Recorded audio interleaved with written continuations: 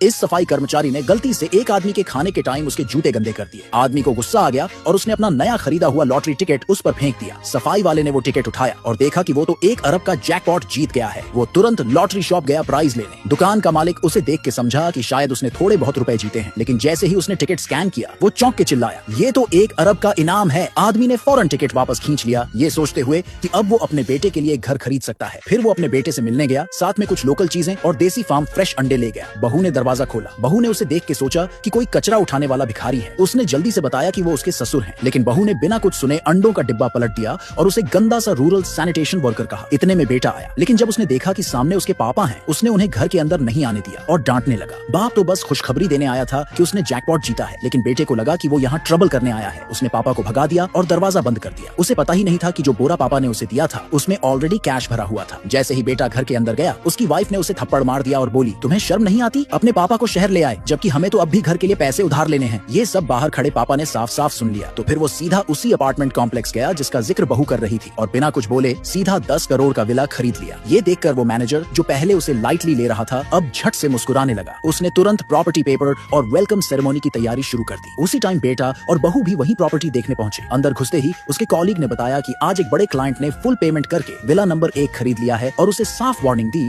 कि उस क्लाइंट को नाराज मत करना।